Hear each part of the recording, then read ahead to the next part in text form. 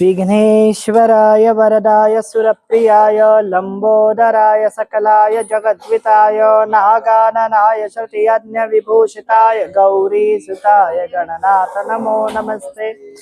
शान्ताकारं भुजगशयनं पद्मनाभं सुरेशं विश्वाधारं गगनसदृशं मेघवर्णं शुभांगं लक्ष्मीकान्तं कमलनयनं योगिभिर्ध्यानगम्यं वंदे विष्णुं भवभयहरं सर्वलोकैकनाथम्।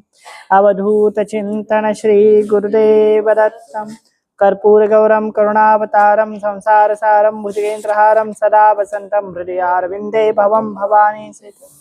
अथ गुरुस्मरण विष्णु गुरुदेवो महेश्वर गुरु साक्षात् परब्रह्म तस्मै श्री गुरवे नमः। अखंडं मंडलाकारं व्याप्तं येन चराचरं तत्पदं दर्शितं येन तस्मै श्री गुरवे नमः। ध्यानमूलं गुरुमूर्ति पूजामूलं गुरुपदं मंत्रमूलं गुरुर्वाक्यं मोक्षमूलं गुरुकृपा। ब्रह्मानन्दं परमसुखदं केवलं ज्ञानमूर्ति द्वन्द्वातीतं तत्त्वमस्यादिलक्ष्यम् एकं नित्यं विमलमचलं सर्वधि साक्षिभूतं भावातीतं त्रिगुणरहितं सद्गुरुं तन्नमामि। अथ गुरुपादुका स्मरणम्। अनंत संसार समुद्रतार नौकाहिताभ्यां गुरुभक्तिदाभ्यां वैराग्य साम्राज्यपूजनाभ्यां नमो नमः श्री गुरुपादुकाभ्यां कवित्ववाराशि निशाकराभ्यां दौर्भाग्यदावाम्बुधमालिकाभ्यां दूरीकृतां नम्रविपतिताभ्यां नमो नमः। नताययो श्रीपतितान् समीयो कदाचित् प्यासो दरिद्रवर्या मूकाश्च वाचस्पतितां हिताभ्यां नमो नमः श्री गुरुपादुकाभ्यां नालीकनिकाशपदां हताभ्यां नानाविमोहादिनिवारिकाभ्यां नामजनाम्भीष्टततिप्रदाभ्यां नमो नमः श्री गुरुपादुकाभ्यां नृपालिमौलिव्रजरत्नकान्ति सरिद्विराजच्छशकन्यकाभ्यां द्रुपत्वदाभ्यां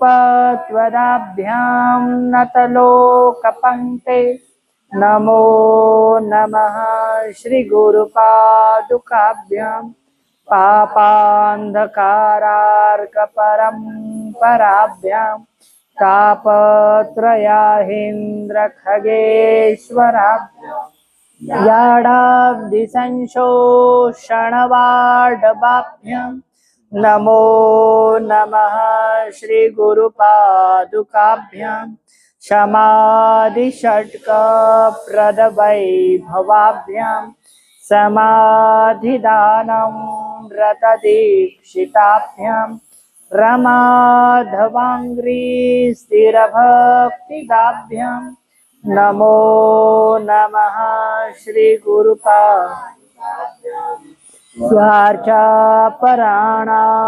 अखिलेष्टदाभ्यां स्वाहा सहायाक्षधुरन्धराभ्यां स्वाताञ्च भावप्रदपूजनाभ्यां नमो नमः श्री गुरुपादुकाभ्यां कामादिसर्पव्रजगारुडाभ्यां विवेकवैराग्यनिधिप्रदाभ्यां बोधप्रदाभ्यां धृतमोक्षदाभ्यां नमो नमः श्रीगुरुपादुकाभ्यां नमो नमः श्रीगुरुपादुकाभ्यां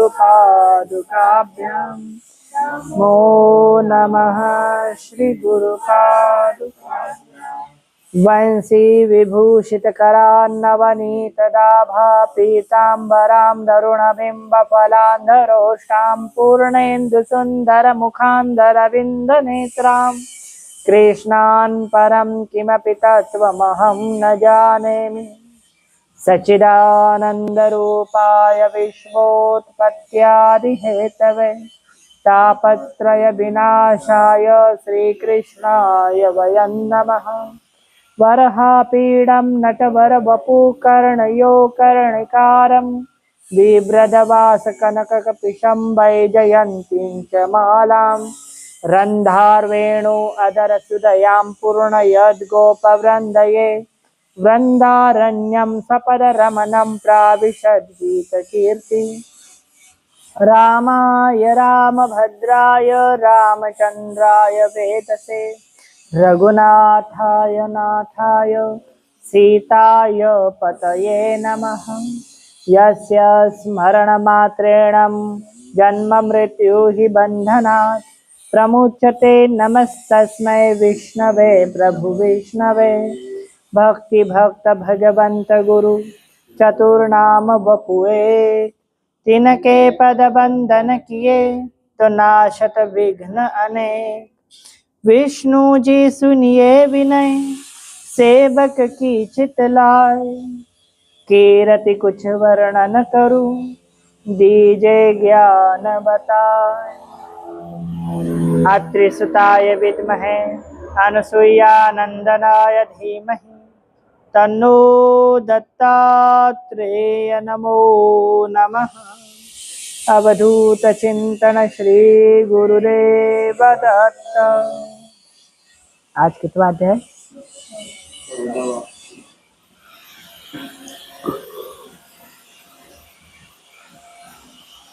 श्री गुरुदेव दत्तात्रेयाय श्रीपाद श्रीवल्लभाय नमः।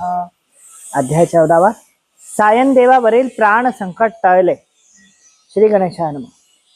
नामधारक सिद्धांना म्हणाले, हे योगेश्वर, उदरशूल ब्राह्मणाला श्री गुरु नरसिंह सरस्वतीने व्याधीमुक्त केले, त्यानंतर पुढे काय घडले तेही सांगा। सिद्ध म्हणालेत, श्री गुरु सायनदेव श्री गुरूंनी सायनदेवाची सेवा स्वीकारली। त्याचा भक्तिभाव पाहून ते प्रसन्न झाले। त्याला त्यांची तुझ्या वंशात उत्तरोत्तर गुरुभक्त जन्माला येतील असा आशीर्वाद दिला। सायनदेवाने त्यांच्या चरणांना वंदन केले व म्हणाला, गुरुदेव, आम्हाला आपला महिमा आगाध आहे हे कळले आहे। आपल्या आशीर्वादाने माझ्या वंशात भक्तीची परंपरा अखंड राहो, इहलोकी माझ्या वंशजांना सर्व प्रकारचे सौख्य लाभो, त्यानंतर सद्गती प्राप्त हो। परंतु सध्या मी अतिशय बिकट परिस्थितीत आहे। ज्या यवनाकडे मी नोकरी करतो तो अत्यंत क्रूर आहे। दरवर्षी तो ब्राह्मणांचा घात करतो। त्याने आज मलाच मारावयाचे ठरवले आहे। त्याच्याकडे मी गेलो की माझा घात निश्चित आहे। आपले वचन मग खरे कसे होणार? मी श्री गुरूंनी जे वचन दिले आहे ते सत्य होताना कसे बघणार? श्री गुरूंनी तेव्हा आपला वरदहस्त त्याच्या मस्तकी ठेवला व म्हणाले, सायनदेवा, चिंता करू नकोस, निश्चिंत होऊन त्या यवनाकडे जा। तुला तो सन्मानाने परत पाठवील। तू परत येशील व तू परत येईपर्यंत मी इथेच थांबणार आहे। माझा तू भक्त आहेस। तुला पुत्र पौत्रादी सर्व सुख प्राप्त होणार आहे। श्री गुरूंनी अभय दिले आणि सायनदेवाची काळजी मिटली।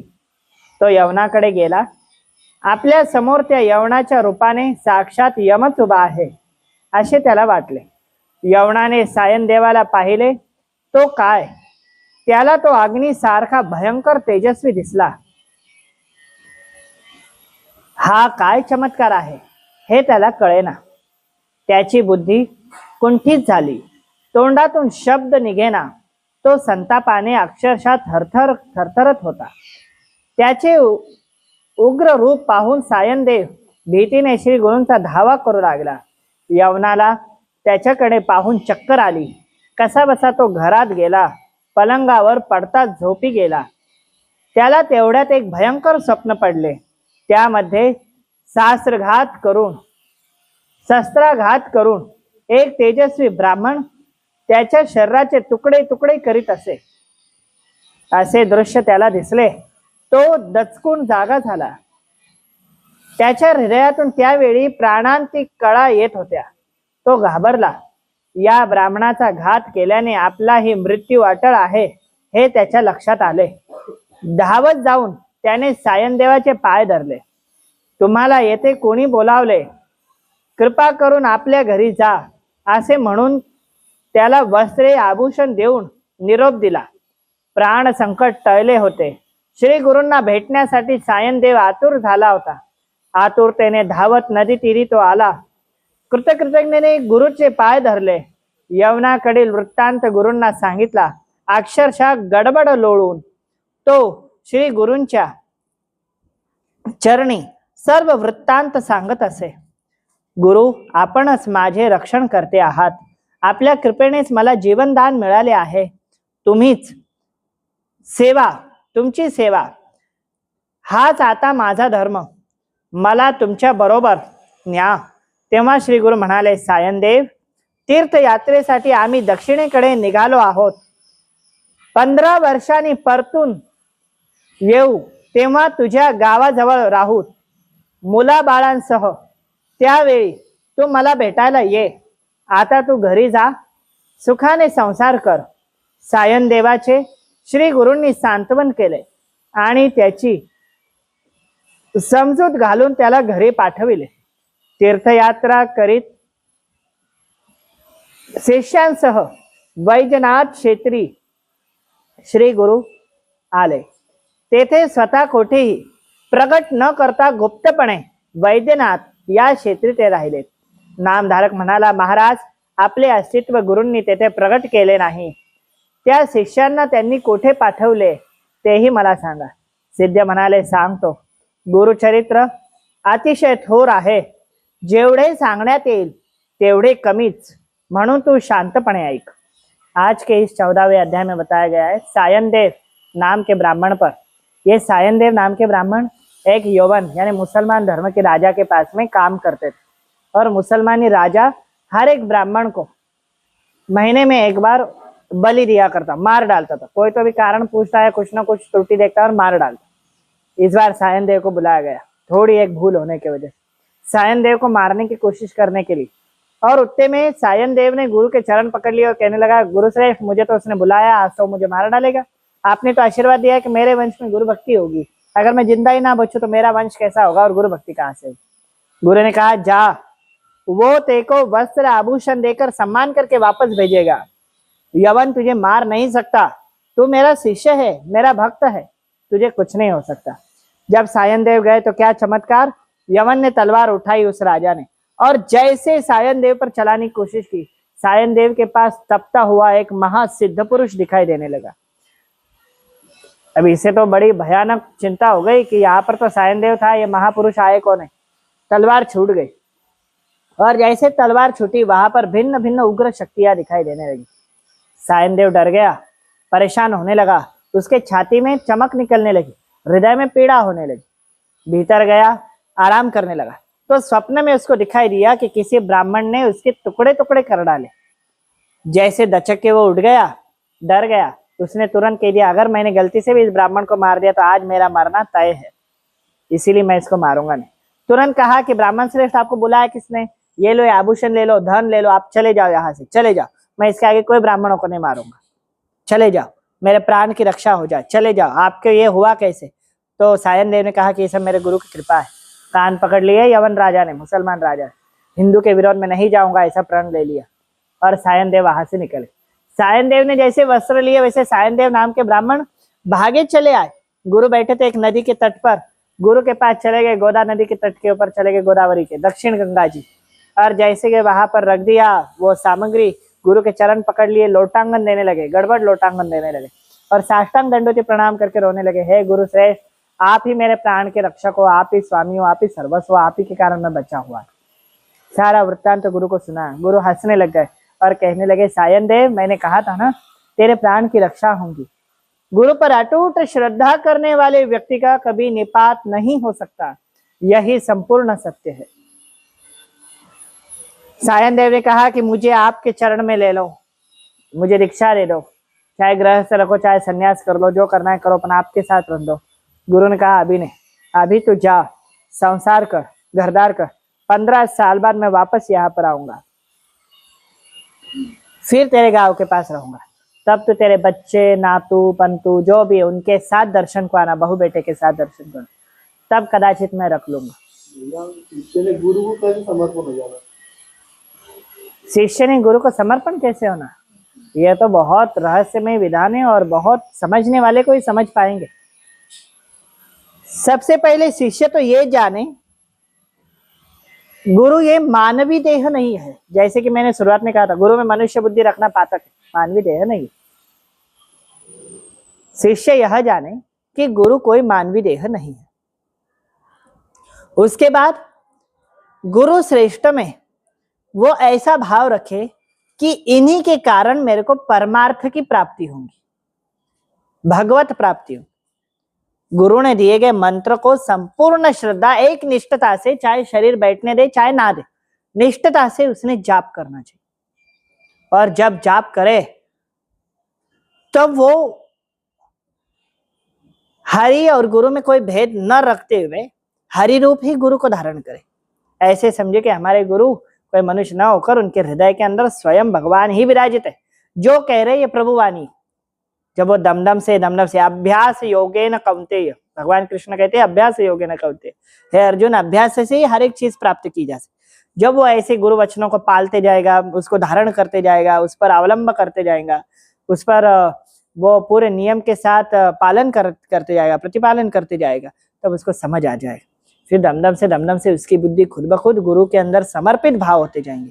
समर्पण होना नहीं होना ये गुरु के ऊपर निर्धारित है, शिष्य के ऊपर भी निर्धारित है, पर यह मूल है कि गुरु से भी अधिक शिष्य का कर्तव्य बनता है शिष्य के ऊपर। शिष्य अगर कभी गुरु करके भी अगर गुरु महत्व नहीं जाना तो वह चाहकर भी समर्पण नहीं कर सकता। और यद्यपि गुरु को अगर संपूर्ण समर्पण शिष्य करना चाहता है तो सबसे पहले वो गुरु की महिमा जाने कि गुरु है क्या। अनेक शास्त्र का अभ्यास करे, ग्रंथों का अभ्यास करे, फिर भगवान नाम का अभ्यास करे, फिर जब भगवान नाम होगा तब भगवान से ही कहना चाहिए कि गुरु है कौन, ये मेरे मन में चित्त में आप ज्ञान प्रकट करो। गुरु होता कौन है, गुरु की क्या महिमा है, ये भगवत कृपा से ही जाना जा सकता है। भगवान कृपा से गुरु जाना जा सकता है और गुरु कृपा से भगवान जाना जा सकता है। ये दोनों एकमेक के पूरक है, इसमें कोई भिन्नता नहीं है। गुरु परब्रह्म ये सत्य है, पर जीवित अवस्था में गुरु है तब तक गुरु ही भगवान को मिलाने के लिए, इसलिए गुरु है पायरी यानी सीढ़िया और भगवान है लक्ष्य यानी ऊपर का गंतव्य। ऐसे पायरी बिना लक्ष्य साधा नहीं जा सकता, और लक्ष्य चाहने की इच्छा नहीं रखी तो पायरी मिलने वाली नहीं, सीढ़िया मार्ग मिलने वाला नहीं। इसलिए गुरु ही मार्ग है। गुरु में समर्पण भाव के लिए ग्रंथ का आश्रय लेना चाहिए, शास्त्र का आश्रय लेना चाहिए। जैसे जैसे गुरु महिमा होंगी वैसे वैसे खुद ब खुद समर्पण होगा। आप गुरु पर समर्पण करने के बहुत सारे कारण हैं। कोई जो है वो कामिक समर्पण करता है। कामिक समर्पण मतलब इच्छा समर्पण। अब मेरी ये मन की इच्छा है वो पूरी हो, गुरु के पास जाऊंगा तो मेरे काम बन जाएंगे, मेरी शादी हो जाएंगी, मेरे बाल बच्चे हो जाएंगे, मेरे घर परिवार हो जाएगा, मेरा धन हो जाएगा। ये हो गया कामिक समर्पण। सकाम समर्पण है ना। और निष्काम समर्पण, वो समर्पण कैसा होगा, मुझे कुछ नहीं चाहिए, बस गुरु जो कह रहे हैं उसका पालन करना है, मेरे को भगवत प्राप्ति चाहिए। और गुरु के चरणों से विनती करते हुए यही कहना चाहिए कि मेरी भगवान में प्रीति कैसी हो, कृपया आप मेरा मार्गदर्शन करें, कृपया आप मुझे वरद हस्त दे। अगर गुरु ने करुणा भरे दृष्टि से देखकर अगर वरद हस्त रख भी दिया, स्वामी वैकुंठ का भी उस व्यक्ति के पास प्रकट हो सकता है। इतना सामर्थ्य गुरु के पास है। और गुरु में समर्पण होने के लिए सबसे पहले तो व्यक्ति को गुरु क्या कर रहे ये नहीं देखना चाहिए, गुरु क्या सिखा रहे ये देखना चाहिए। गुरु की हरकतें बातों की तरफ ध्यान रखोगे तो मन में शंका निर्माण हो जाएगी, क्योंकि मानवीय देह में लीला करने के कारण उनके हाथों से भी कई ऐसे कृत्य हो सकते हैं या घटित होंगे जो हमारी साधारण अल्पबुद्धि नहीं समझ सकती। कई गुरु जो है, अगर वो गृहस्थ गुरु है तो साधारण बात है कि उनको भी उनके घर का देखना है, गृहस्थता देखना है। अगर उन्होंने चाहा भी शिष्य से, स्वार्थ है तो कार्य भी करवा, तो किसके लिए करवा रहे? स्व परिवार के लिए। और ये तो शिष्य का कर्तव्य है कि उनके निज परिवार का उनका वो देखरेख करे, क्योंकि शिष्य उनके लिए पुत्रवत है और पुत्र का काम है अपने परिवार का देखना। ठीक है। और अगर सन्यासी है, उन्होंने किसी चीज की कामना करी, तब भी उसने ये नहीं देखना चाहिए कि ये गुरु सिर्फ मेरे से काम ही करवा रहे, सेवा ही करवा रहे, काम नहीं करवा रहे, तब भी वो पुत्रवती है। सन्यासी गुरु कभी भी सन्यासी होकर भी वो पूर्ण त्यागी नहीं हो सकता। इसीलिए नहीं हो सकता क्योंकि उसने यद्यपि दीक्षा दे दी, यानी उसने संतान उत्पत्ति कर ली, संतान प्राप्ति कर ली। शिष्य उसकी संतान ही तो है, शिष्य उनकी वंशज ही तो है। इसीलिए ये शिष्यों का भी कारभार है, ये विधान है, और शिष्यों का भी लक्ष्य बनता है कि गुरु के कर्म ना देखे, गुरु में त्रुटि ना ढूंढे। अगर भूल से भी त्रुटि ढूंढ ली गई, अपवानी बोल दी गई या गुरु के विषय में संशय आ गया, बस वो व्यक्ति का अध्यात्म वहीं पर रुक जाएगा। तो उसमें आप जो बोले वाला है वो दत्त भगवान है, तो वो इसको बोलते वैद्यनाथ को, तो वो परळी के पास का वैद्यनाथ। हाँ, परळी वैद्यनाथ ही है, महाराष्ट्र में स्थित परळी वैद्यनाथ ही है, परल्या वैद्यनाथ। ऐसा है। वैद्यनाथ दो प्रकार के, एक झारखंड वाले, किधर वाले, पर ज्योतिर्लिंग में केवल परळी वैद्यनाथ ही है, परळी महाराष्ट्र वाला। हाँ, यही है, दत्त भगवान कहते हैं, दक्षिण क्षेत्र का। ये यहाँ का जो भी कारोबार है, ये वैद्यनाथ झारखंड वाला नहीं है, क्योंकि झारखंड में भगवान के केवल चरण स्पर्श हो गए, पर यहाँ पर भगवान प्रतिष्ठित हुए। रावण द्वारा लाई गई शिवलिंग प्रतिष्ठित हुई है महाराष्ट्र में, इसलिए महाराष्ट्र का ही ज्योतिर्लिंग क्रमित होगा, गिना जाए। हाँ, तो हम कहाँ पर थे गुरु शिष्य प्रणाली में?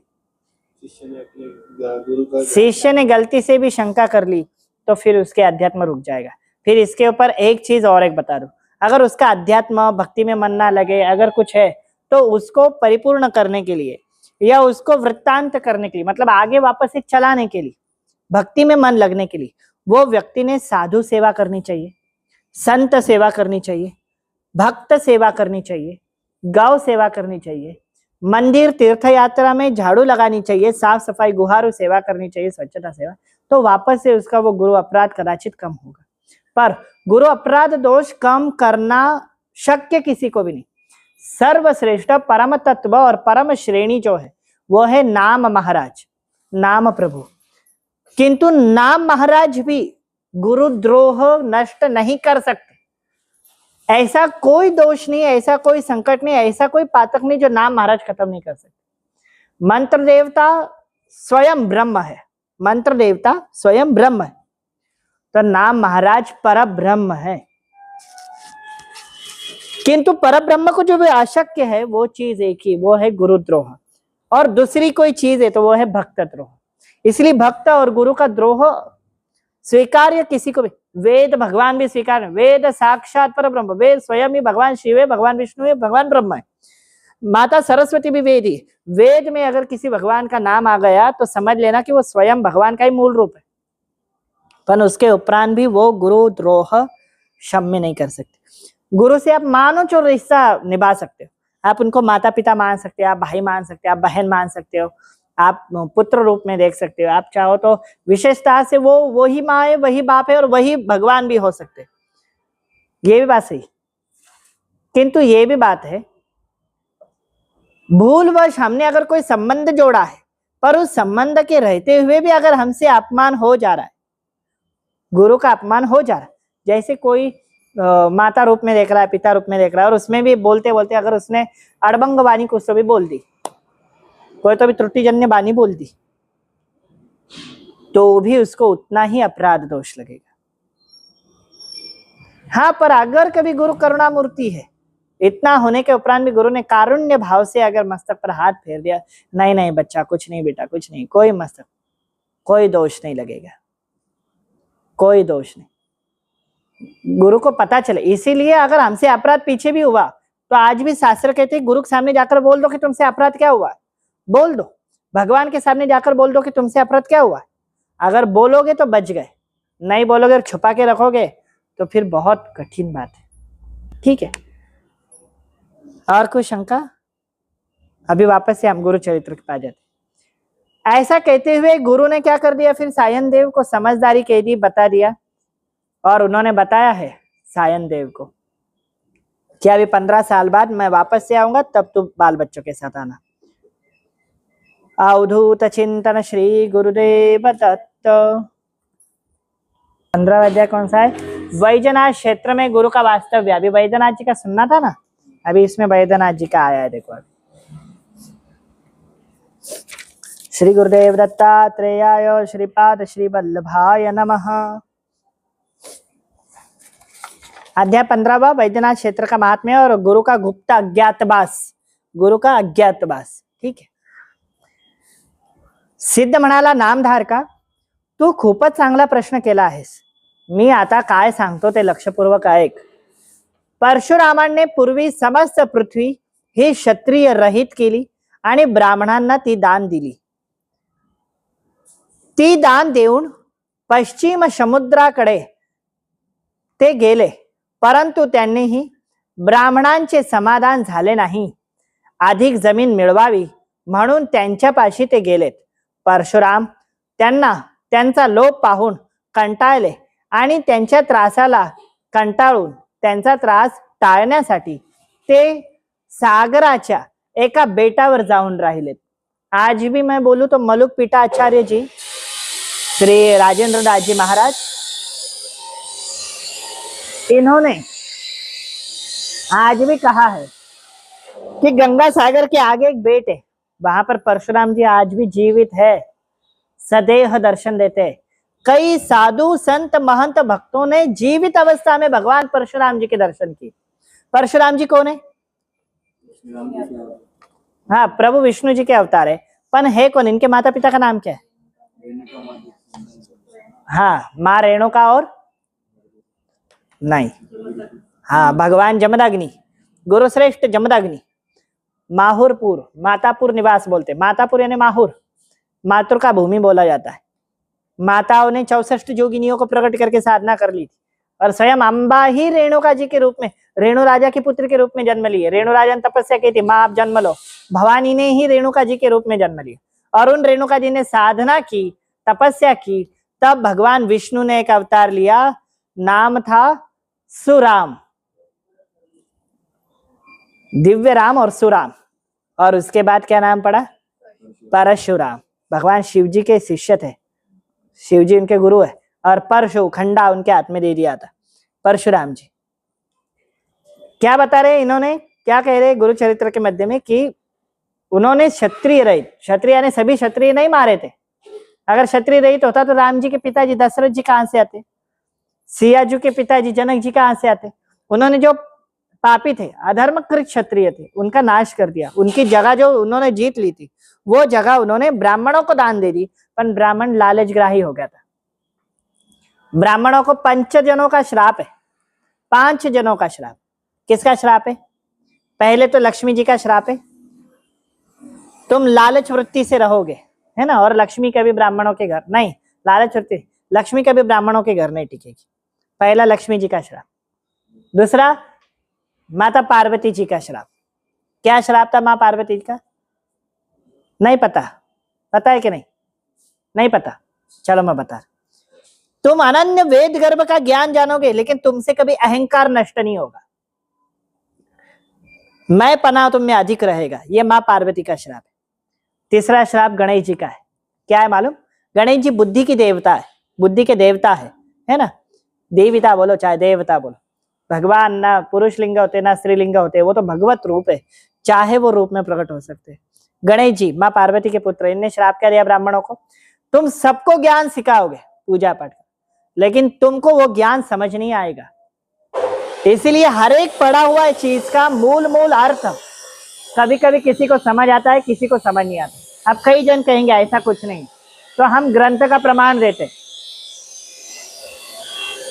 पद्म पुराण में भी लिखा हुआ है, स्कंद पुराण में भी लिखा हुआ है, और चाहो कभी तो ब्रह्म वैवर्त पुराण में भी लिखा हुआ है इन श्रापों के बारे में। कितने श्राप हो गए? 3 हो गए। चौथा श्राप सियाजू का, सीताजू का, लक्ष्मी स्वरूपा। अब ये तो सबको पता ही होगा, पिंड श्राद्ध किया था तब क्या कहा था सियाजू ने? नहीं पता? पता है क्या? नहीं? कल स्मरण करके आओगे या बतवा दूं अभी? स्मरण करके। हाँ, ये चौथा वाला पता करो। और 5वां श्राप भगवान शिव शंकर ने दिया है, भगवान विष्णु नहीं दे सकते। विष्णुओं को ब्राह्मण बहुत प्रिय है, भगवान विष्णु को ब्राह्मण बहुत प्रिय है, और शिव जी ने भी दिए नहीं होते। क्यों दिए मालूम?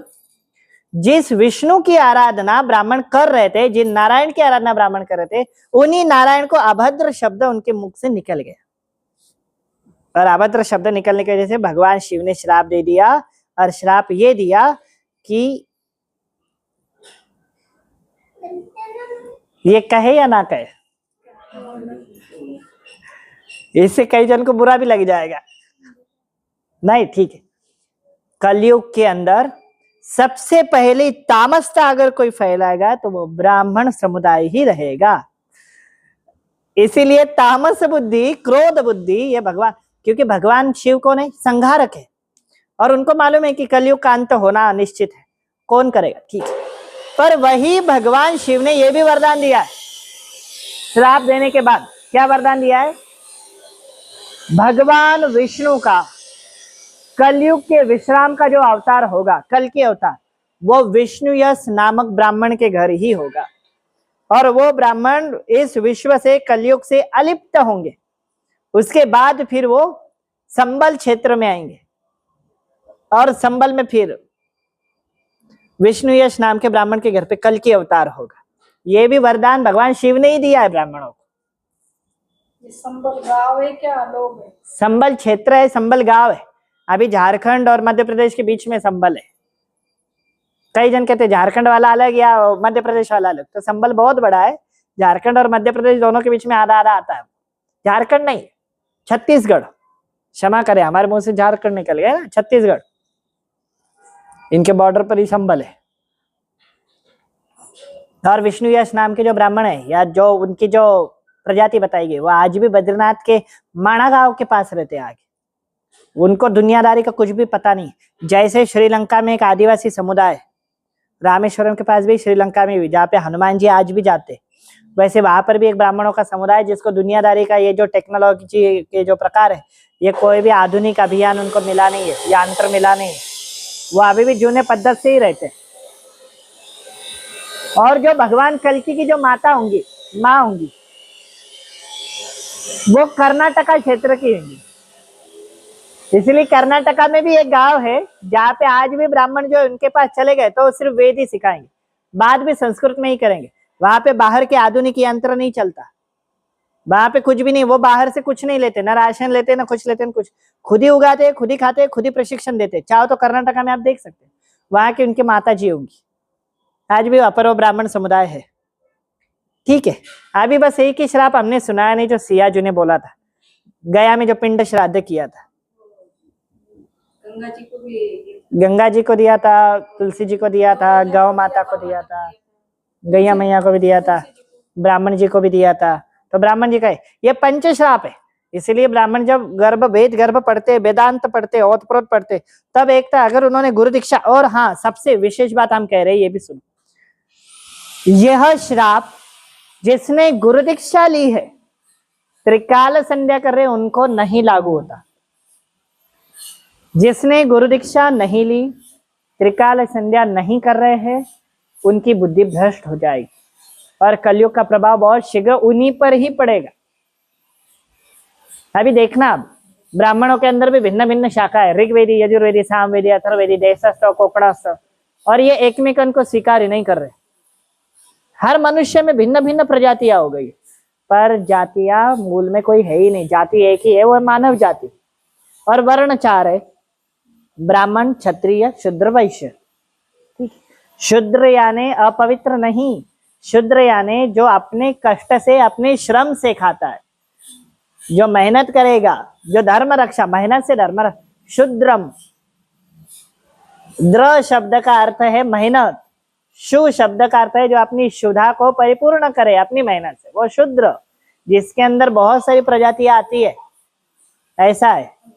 वैश्य यानी जो धन का व्यापार करे, शाहकार आदि पद्धति करे। क्षत्रिय यानी बाहुबल से राज्य की रक्षा करे, ज्ञान की रक्षा करे, धर्म की रक्षा करे, वो क्षत्रिय।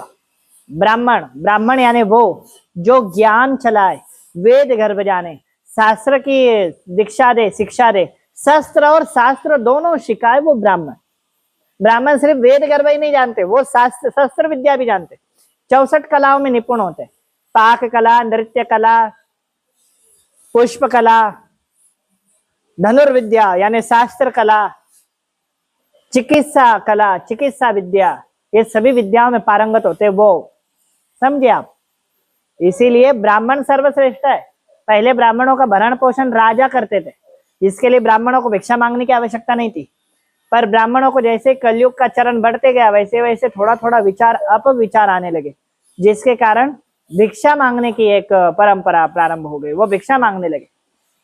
जो सन्यासी यति तपस्वी वो भिक्षा मांगा करते थे, और उनको भी भिक्षा मांगने का ये कारण था कि जब वो भिक्षा किसी के घर का खाते तो वहां के हाल हवाल पूछते, वहां के हालचाल पूछते, अपने शिष्य जनों को, भक्त जनों को अनायास कल्याण करने वाली वात्सल्यमयी माता बोले तो सन्यासी साधु संत, फिर वो उस घर का अन्न खाते, वहां का पाप भी नष्ट करते और उनको आशीर्वाद भी देते कि तेरा कल्याण हो।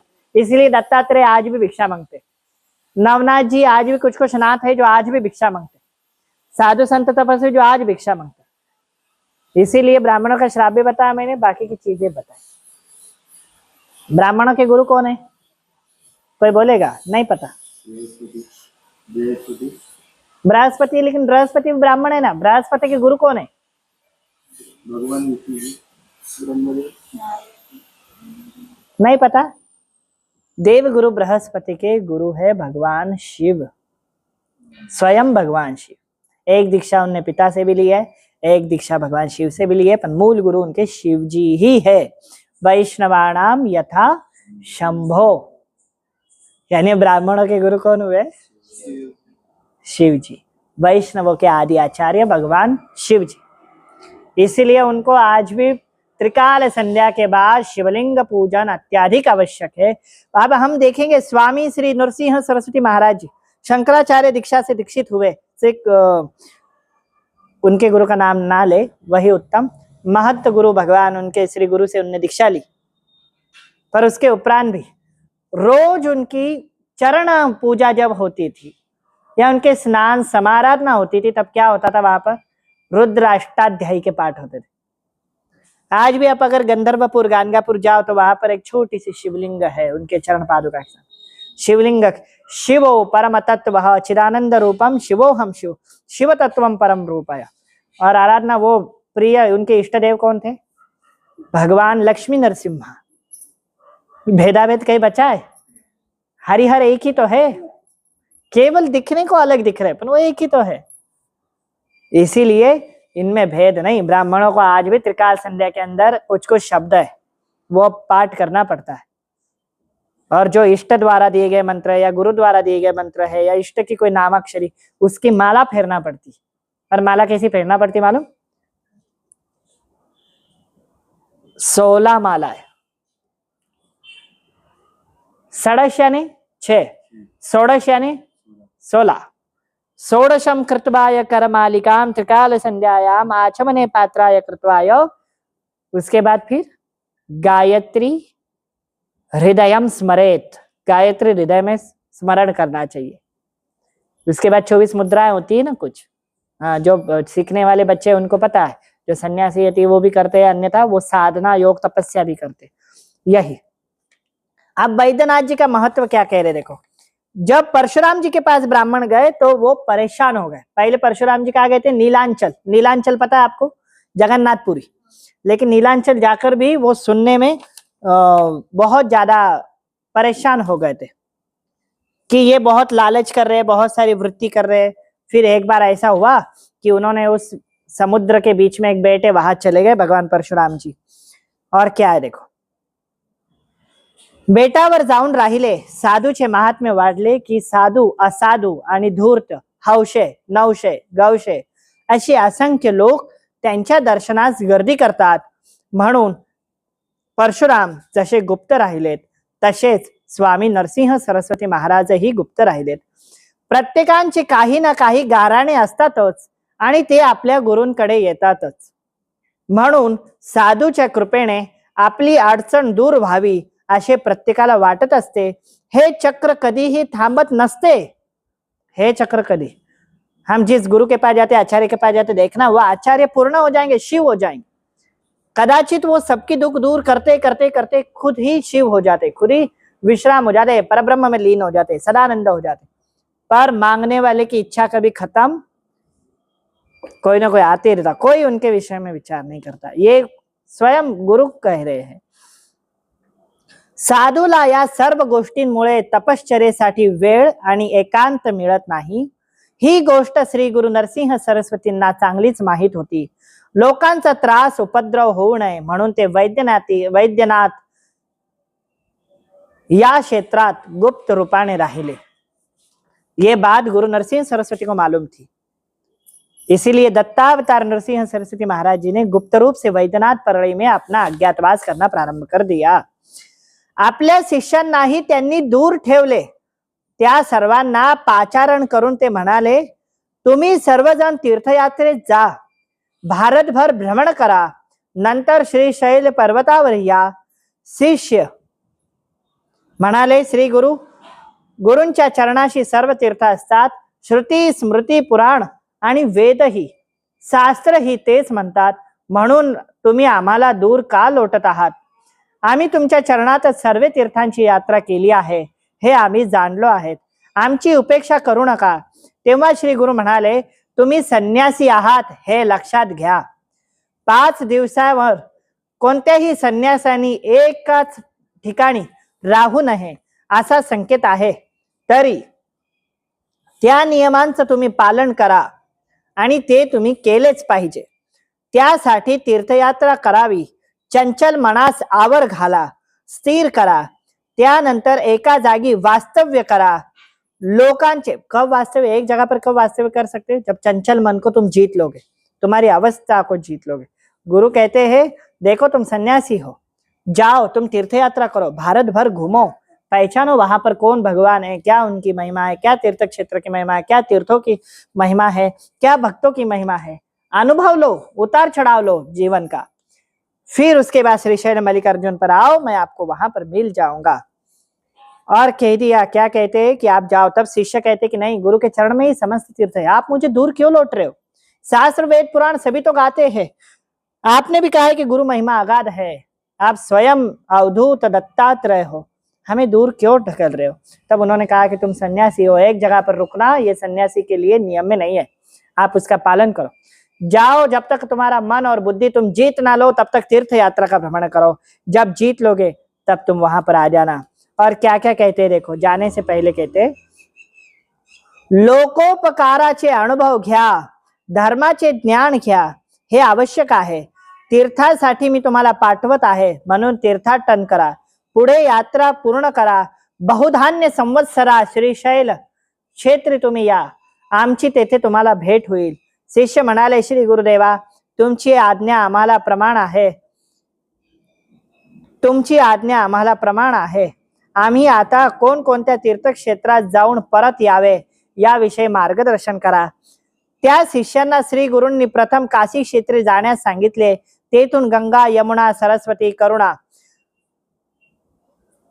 गया कुशावर्ती कृष्णा वेण्णा वितस्ता शरावती मरुवृद्धा अश्विनी मधुमती सुरनदी सुरबा चंद्रभागा रेवती शरयू गौतमी यानी गोदावरी, गौतमी वेदिका कौशिका मंदाकिनी सहस्रवक्ता पूर्णा बहुधा वरुणा वैरोचनी सन्निहिता नर्मदा गोदावरी तुंगभद्रा भीमा या नदींमध्ये स्नान करा। इतने नदी में स्नान करने का आदेश गुरु ने दिया है।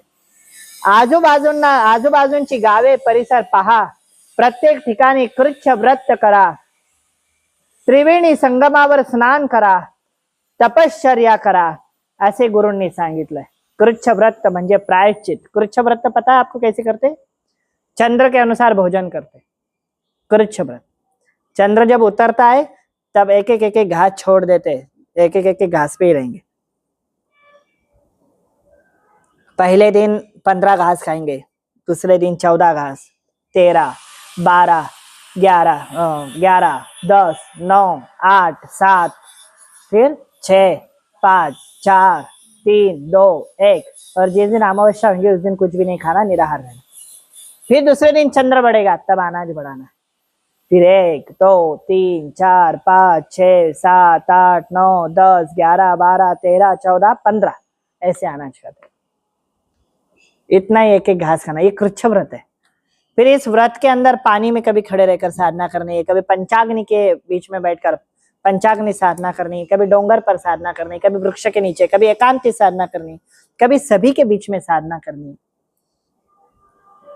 फिर योगाभ्यास के द्वारा साधना करनी, अष्टांग योग सिद्धि साध्य करनी है.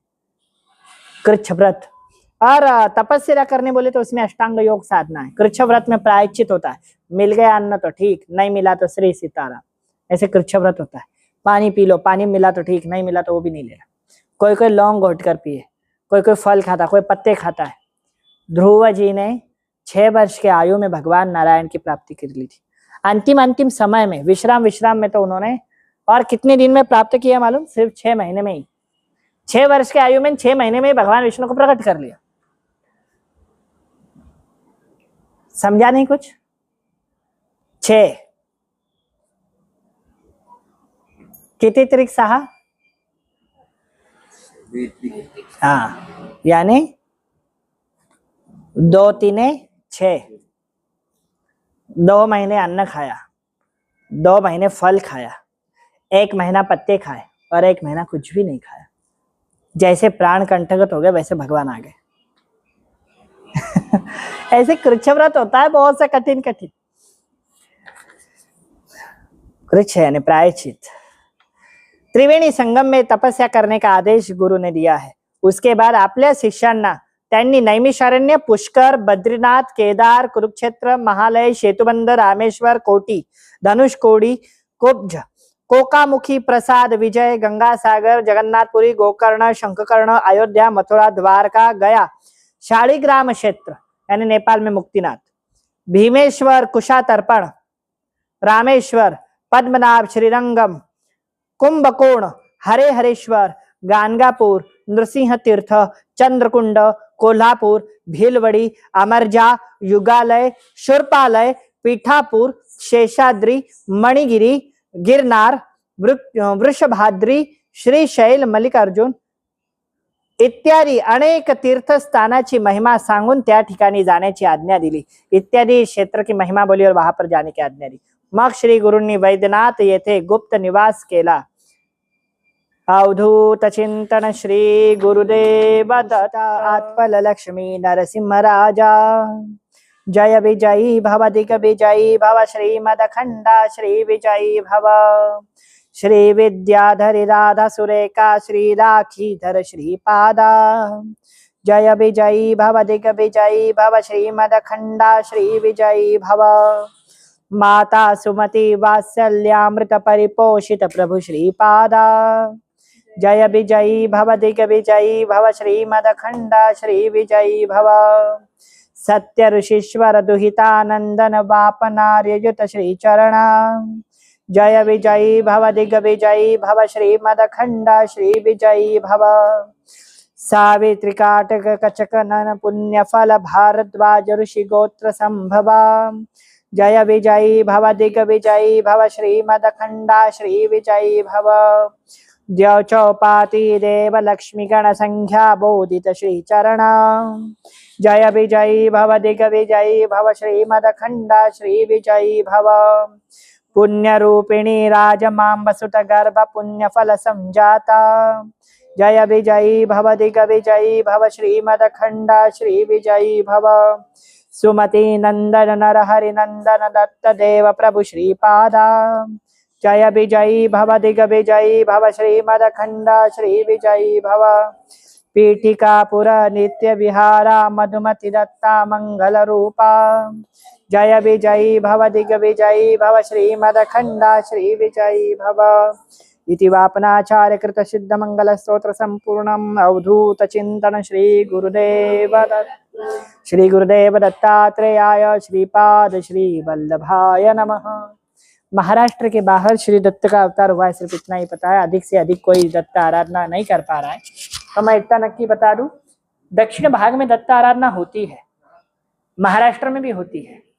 जो यूपी एमपी भाग में है उनको पता नहीं होगा, तो श्री दत्त वहां पर जानते, किंतु दत्तात्रेय की महिमा तो जानते, दत्तात्रेय का स्वरूप नहीं जानते। किंतु दत्तात्रेय भगवान विष्णु के 24 अवतारों में से एक है, माता अनुसुईया और अत्रि जी की संतान। इनकी आराधना करने पर वही पुण्य फल है जो त्रिदेवों की आराधना में एकत्रित मिलता है। इसलिए दत्त प्रभु की आराधना होनी चाहिए। श्री गुरुदेव दत्त प्रियाय लंबोदराय सकलाय जगद्विताय नाकाननाय सत्यज्ञ गौरी सुताय गणाथ नमो नमस्ते। आरती दत्त महाराज की गाऊं, आरती दत्त महाराज, ये बजाना। आरती गाऊं हरि अलख जगाऊं, आरती गाऊं हरि अलख जगाऊं, त्रिगुण मूर्ति तेरे गुण मैं गाऊं, आरती दत्त महाराज की गाऊं। अत्रि नंदन भक्त दुलारे विश्वनाथ प्रभु हो अति प्यारे, षडश बाहु तेरी लीला सुनाऊं, आरती दत्त महाराज की गाऊं। विश्वनाथ सब खेल तुम्हारे, वेद चतुर्थ शरण तुम्हारे, प्रेम भक्ति की सुधा मैं चाहूं, आरती दत्त महाराज की गाऊं। अनेक रूप धरो है जगतारण, पाप दोष हर भक्त उबार, आदि गुरु तुम्हें शीश नवाऊं, आरती दत्त महाराज की गाऊं। गौ माता धरती मही प्यारी, आरती करूं हरि दत्त तुम्हारी, दास पद पंकज चरण आरती दत्त महाराज की गाऊं। आरती गाऊं हरि अलख जगाऊं, त्रिगुण मूर्ति के गुण मैं गाऊं, आरती दत्त महाराज की गाऊं। कर्पूर गौरम करुणावतारम संसार सारम भुजगेन्द्रं सदा वसंतम हृदयारविंदे भवम भवानी। आरती जलेन शीतलीकरणम देवानाभिवंदनम।